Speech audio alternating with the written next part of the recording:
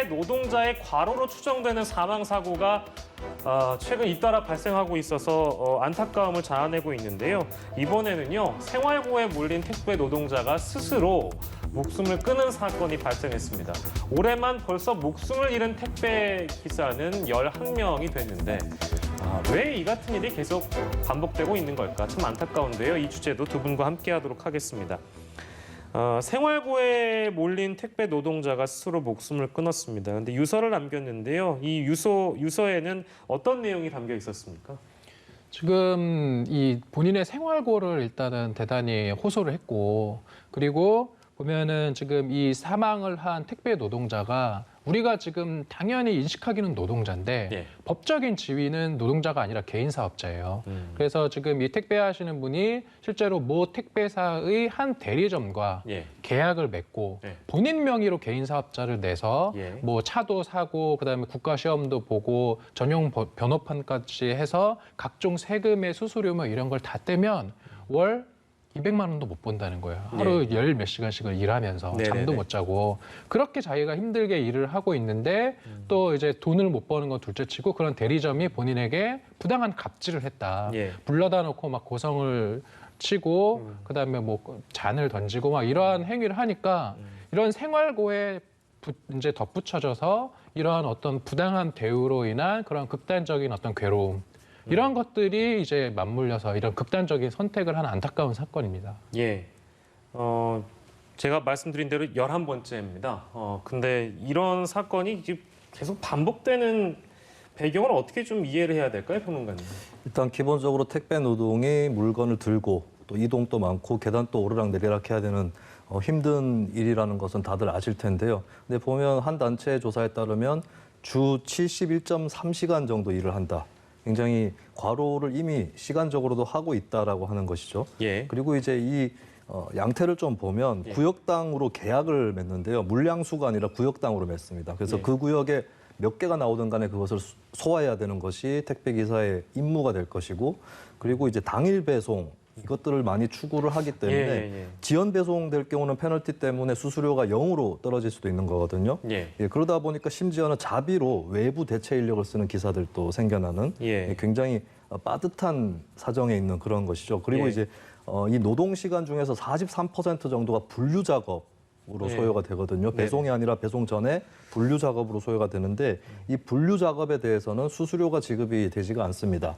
택배사 측에서는 운송 수수료 안에 분류에 대한 어떤 그 비용 지불이 들어가 있다라고 주장을 하고 있지만 돈을 조금이라도 더 벌려고 하는 입장에 선다면 분류는 분류대로 굉장히 빠르게 진행을 하고 남는 배송 시간은 또 엄청나게 많은 물량들을 소화하려고 다들 노력을 하게 될 겁니다. 그런 과정에서 과로가 발생을 하는 것이고 그리고 또 전체적으로 이제 노동자 조직이라고 하는 관점에서 봤을 때 이 택배 노동자가 최근에는 법원 판결로 노조법상의 근로자에 해당한다 판결을 연속으로 받아내고 있지만 최근의 일이기 때문에 그동안에 이제 근로자성 인정을 못 받았던 것이죠. 그러다 보니까 노조 조직률도 8%, 5만 명 중에 4천 명 정도만 가입을 해 있는 상태고 노동자로서의 단결, 교섭 이런 것들이 막혀 있는 이런 요건들도 작용을 크게 하고 있습니다. 예, 왜 이제 이런 상황이 발생하는지 그 원인에 대해서 저희가 좀 알아봤는데요. 아까 저희 시간에서도 잠깐 말씀을 드렸습니다만 국감이 진행 중인데 오늘 그 국회 환노위에 있는 여야 의원들이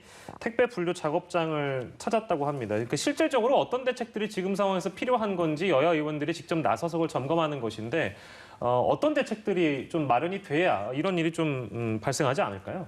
당장에 나오는 얘기가 분류 작업에 시간이 많이 드니까 자동 분류기를 도입하는 게 어떻냐라고 하는 것이 있거든요. 휠 소터라고 해서. 근데 이것도 좀 따져봐야 될 것이 자동 분류를 했을 때 오분류는 반드시 나오게 돼 있어요. 근데 어느 회사의 사측은 4% 정도가 오분류가 났다고 하는데 노동자들 주장은 11%입니다. 좀 제법 많은 물량들이 잘못 분류가 돼서 일일이 다시 분류해줘야 된다는 것이고 작업에 들어가는 노고는 아낄 수 있지만 대기 시간이 또 길어지더라라고 하는 여러 가지 난점이 생겨서 노동자 측에서는 이제 자동 분류기보다는 인력을 더 충원해서 분류하고 배송을 좀 구분해 준다거나 이런 것들을 더 원하는 것 같은데 조금 더 면밀한 검토가 필요할 것 같고요. 예. 분명한 것은 인원이 현재 인원으로서는 부족하다. 이거는 분명해 보입니다.